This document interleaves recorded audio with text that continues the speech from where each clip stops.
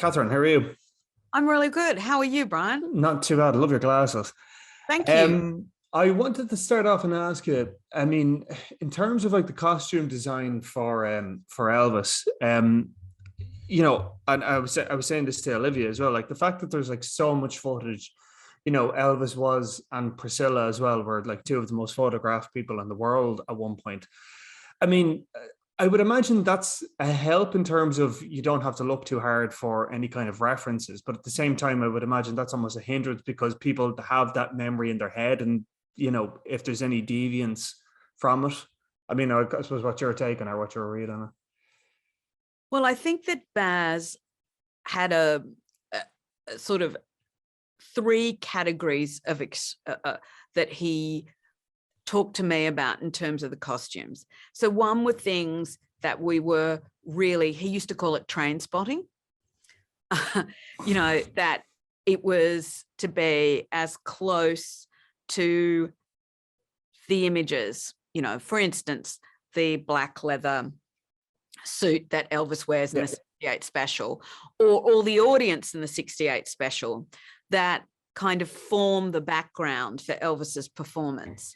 One of the things we did discover very early on, and Baz made this observation, that to purely imitate anything kind of sucked the life and the humanity out of the performance, that there needed to be an intersection between the historical veracity and also Austen's interpretation, his ability to connect with the humanity of Elvis. So often that was extremely subtle. So in the black leather suit, it's about understanding Austen's particular physicalization of the character and his body, and very subtly altering things, whether it's the size of a pocket or the length of the jacket or whatever that is.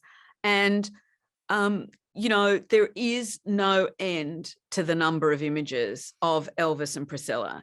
And there's hardly a day goes by where, even after years and years and years of scouring the internet, like we're talking probably hundreds of people from various departments who scoured the internet for literally years and found new photos every day, someone sends me a photo that we'd never seen before.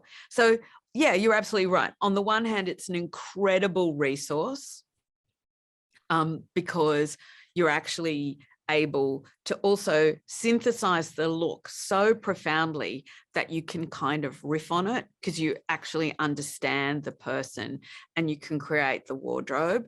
And then other time, and it just does provide really fabulous inspiration.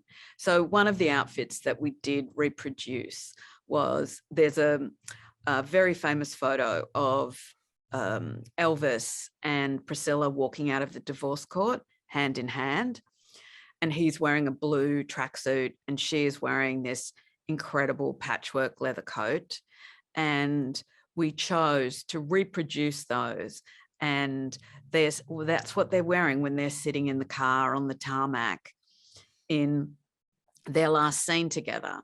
And it felt a very nice synergy between historical veracity and using a costume that had so much symbolism for so many people around the world, but in our own interpretation, in our own telling of the story and Baz's vision for the story. Okay, I've time for one final question. What is your favorite Elvis song? My favorite Elvis song?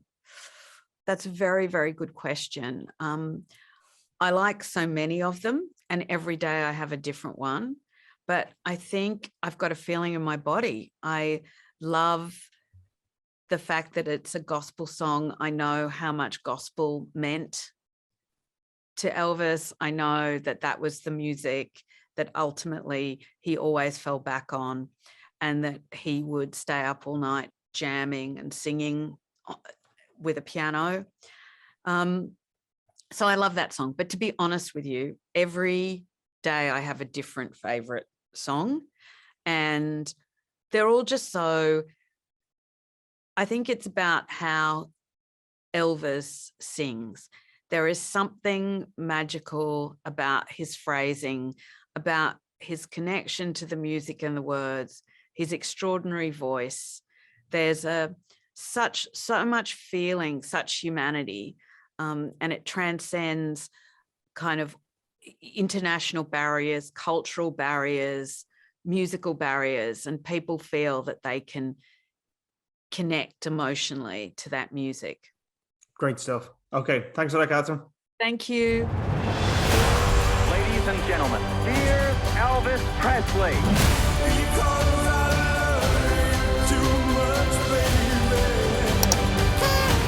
This ain't no nostalgia show. We're gonna do something different.